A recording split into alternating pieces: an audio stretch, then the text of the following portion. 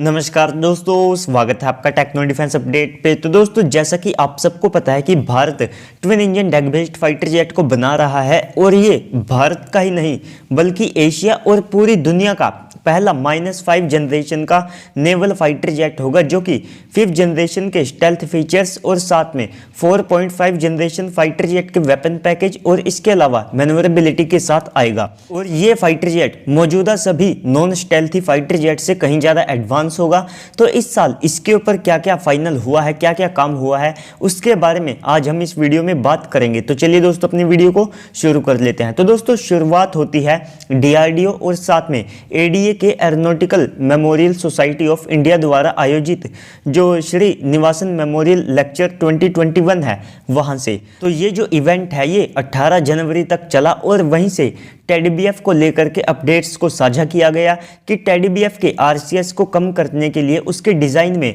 बदलाव किए गए हैं। तो दोस्तों, TEDBF के फ्रंटल सेक्शन को यहाँ पर दिखाया गया था, जो कि पहले नॉर्मल फाइटर जेट की तरह था, लेकिन अब इसमें जो है डायमंड शेप्ड को रखा गया था और इसको काफ़ी ज़्यादा स्मूथ कर दिया गया था। और इस सब के अलावा इसके रेडोम के ऊपर भी काफ़ी ज़्यादा काम किया गया है, जिससे कि जो RCS है वो इसका रिड्यूस हो सके। तो इसके बाद 19 जनवरी को जो आर माधवन जी है वे CNBC TV 18 को बात करते हुए बताते हैं कि उन्होंने twin engine deck based fighter jet के जो हुक अरेस्टर है उनके ऊपर काम शुरू कर दिया है। और इससे पहले भी जो भारत की HAL है वो LCA नेवी तेजस NP1 और साथ में LCA नेवी तेजस NP2 के ऊपर जो हुक अरेस्टर है उनको इंटीग्रेट कर चुका है, जिससे जो हमारा तेजस फाइटर जेट है उसने INS विक्रमादित्य के ऊपर लैंडिंग की थी। तो इसके एक हफ्ते के बाद जो अमेरिकन जनरल इलेक्ट्रिक्स है उनके द्वारा बताया जाता है कि वे जो GE-F414 इंजन है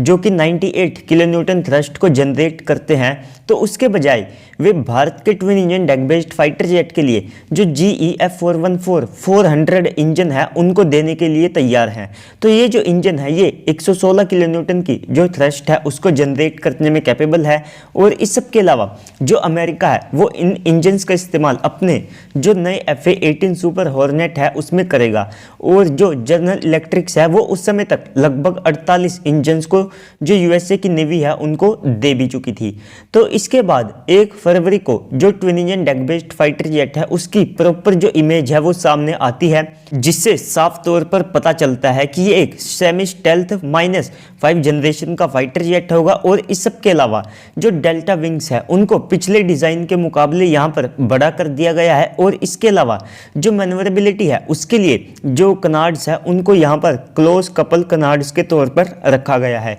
और इस सब के अलावा जो कन्वेंशनल इंटेक्स होते हैं उनके बजाय यहाँ पर 3D बम्प वाले जो DSI इंटेक्स है उनका इस्तेमाल किया गया है, यानी कि डाइवर्ट लेस सुपरसोनिक इंटेक्स। और इस सब के अलावा डिज़ाइन को काफ़ी ज़्यादा स्मूथ कर दिया जा चुका था। और इसी एडवांस डिज़ाइन की वजह से जो मौजूदा MiG-29K और जो सुखोई के Su-33 फाइटर जेट है, राफेल M है, FA-18 सुपर हॉर्नेट है और साथ में जो चाइना के J-15 फाइटर जेट है उनसे ये कहीं ज़्यादा बेटर हो जाता है। और यही नहीं दोस्तों, जो रशिया और साथ में चाइना है वे अपने Su-33 और इसके अलावा जो J-15 फाइटर जेट है तो उनको रिप्लेस करने के लिए दोनों देश यहाँ पर स्ट्रगल कर रहे हैं। और इस सब के अलावा जो रशिया है उन्होंने तो एक नया फाइटर जेट का जो प्रोजेक्ट है वो भी लॉन्च कर दिया है, जो कि TEDBF के डिज़ाइन से इंस्पायर लगता है। तो दोस्तों, इसी के साथ जो twin engine deck based fighter jet है उसको दुनिया का पहला -5 जनरेशन का एडवांस एयरक्राफ्ट होने का जो टैग है वो भी मिल चुका है। और ये जो HAL का कॉन्सेप्ट है इसको खुद अमेरिकन ने काफ़ी ज़्यादा अच्छा अल्टरनेटिव बताया है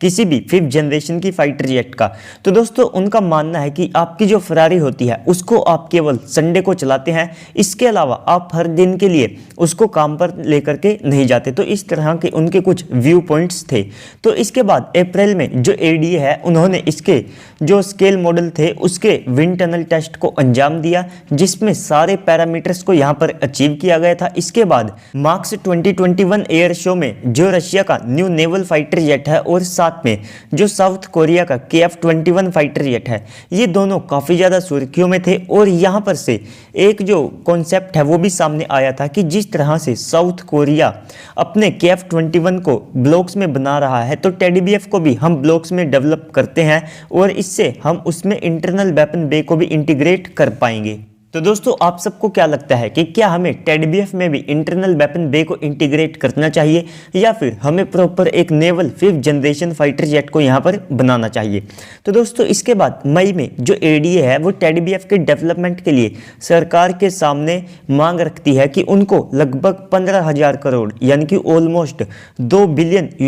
के जो फंड्स हैं वे चाहिए। तो उनको भी जल्द ही सरकार एलोकेट कर देगी क्योंकि उनको एलोकेट करने का जो टाइम है वो काफ़ी ज़्यादा पास आ गया है। तो दोस्तों इसके बाद इस अमाउंट का जो 60% है TDBF की कॉस्ट का, तो इसमें से जो 60% है उसको हमारी सरकार देगी और इस सब के अलावा जो 40% है उसको इंडियन नेवी फंडिंग करेगी। तो अगस्त में जो इंडियन नेवी है और इसके अलावा जो ADA है उन्होंने लगभग 37 एयरक्राफ्ट के इंपोर्ट का जो प्लान था उसको ड्रॉप कर दिया है और इसके अलावा उन्होंने यहाँ पर जो हमारा खुद का twin engine deck based fighter jet होगा उसके साथ ही जाने का फैसला किया है। और इसके बाद जो भारत का INS विक्रांत एयरक्राफ्ट कैरियर होगा तो वहाँ पर एक समस्या आ जाती है फाइटर जेट की। तो देखिए दोस्तों भारत के पास लगभग 40 से लेकर के 45 जो MiG-29 के फाइटर जेट है वे मौजूद हैं। तो दोनों एयरक्राफ्ट कैरियर के लिए ये यहाँ पर काफ़ी नहीं है, तो यहाँ पर या तो एडिशनल जो MiG-29K है उनको खरीदा जा सकता है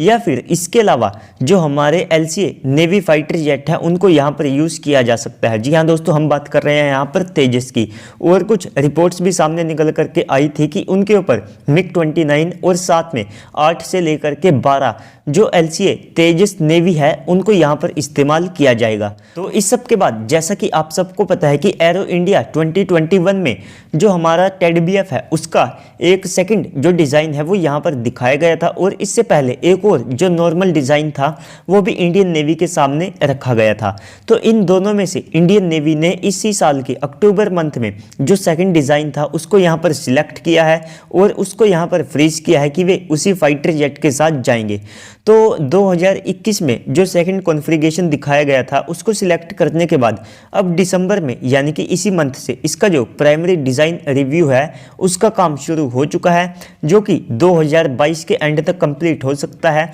और इसके बाद 2023 में जो हमारा TDBF का CDR होगा यानी कि क्रिटिकल डिज़ाइन रिव्यू उसको यहाँ पर कंप्लीट कर लिया जाएगा और इस सब के बाद 2025 में पहला रोल आउट, 2026 में उसकी फर्स्ट फ्लाइट और 2030 से लेकर के 2031 में उसका जो मास प्रोडक्शन है वो शुरू कर दिया जाएगा और इंडियन नेवी को पहला जो बैच है वो IOC स्टैंडर्ड का मिलेगा। और इस सब के अलावा इंडियन नेवी 100 से लेकर के 150 जो TDBF फाइटर जेट है उनको यहाँ पर ले सकती है। और इसके बाद अगर आप बात करते हैं इंडियन एयरफोर्स की, तो जैसे ही उनके बजट की जो लिमिट है वो बढ़ा दी जाती है तो वे भी अपना जो इंटरेस्ट है वे इस एयरक्राफ्ट में शो कर सकते हैं और वे भी इसको एक बड़े नंबर्स में जो है एक्वायर कर सकते हैं। तो दोस्तों मैंने इस साल के जो डिफेंस अपडेट्स थे TDBF को लेकर के उनको मैंने इस वीडियो में कंबाइन किया। तो दोस्तों आज की इस वीडियो में इतना ही। वीडियो को लाइक कीजिए, साथ में चैनल को भी सब्सक्राइब कर दीजिएगा ताकि आपको ऐसे ही डिफेंस से रिलेटेड वीडियोस मिलती रहे। तो चलिए दोस्तों आज की इस वीडियो में इतना ही,